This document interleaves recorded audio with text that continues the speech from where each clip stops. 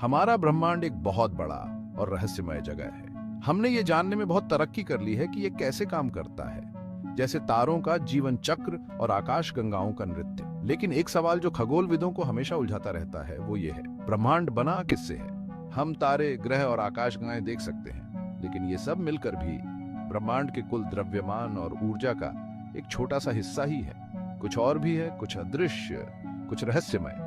इस रहस्यमय चीज को हम डार्क मैटर कहते हैं। कल्पना करो, एक भव्य ब्रह्मांडीय नृत्य हो रहा है जहां हम सिर्फ कुछ ही नर्तकों को देख पा रहे हैं। हम उनके मूवमेंट, उनके तालमेल को देख सकते हैं, लेकिन हम जानते हैं कि और भी नर्तक हैं जो हमारी नजरों से छिपे हुए हैं, जो इस ब्रह्मांडीय नृत्य को निर्देशित कर रहे हैं। डार्क मैटर उन अदृश्य नर्तकों की तरह है जिनकी उपस्थिति का पता हमें सिर्फ दिखाई देने वाले ब्रह्मांड पर उनके गुरुत्वाकर्षण प्रभाव से चलता है। हम डार्क मैटर को सीधे नहीं देख सकते, लेकिन इसके प्रभाव साफ दिखाई देते हैं। ये हवा की तरह है, हम इसे देख नहीं सकते, लेकिन हम पत्तों को हिलते हुए, झंडों को लहराते हुए देख सकते हैं। ठीक उसी तरह डार्क मैटर का गुरुत्वाकर्षण खिंचाव ब्रह्मांड को आकार देता है, आकाशगंगाओं को एक साथ रखता है और ब्रह्मांड की विशाल संरचना को प्रभावित करता है।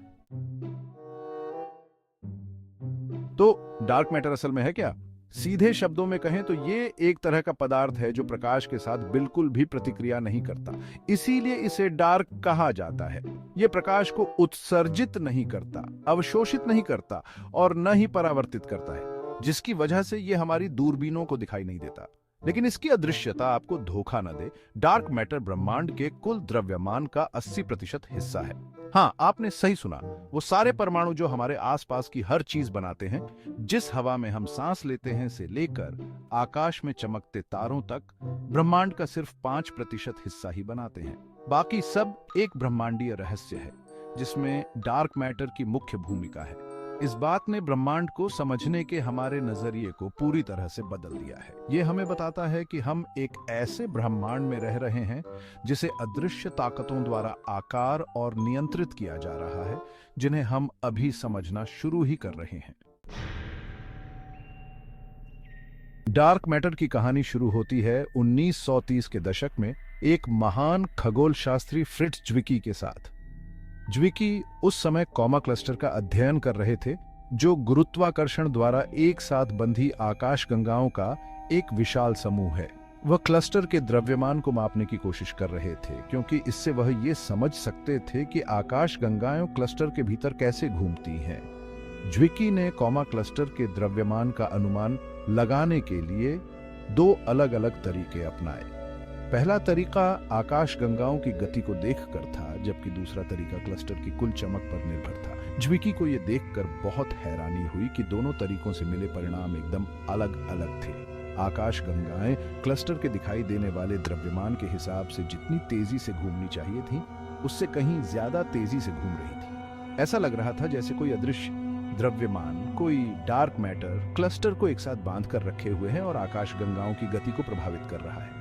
आकाशगंगाओं की देखी गई गति और दिखाई देने वाले द्रव्यमान के बीच ये अंतर एक ऐसी पहेली थी जिसे ज्विकी सुलझा नहीं पाए।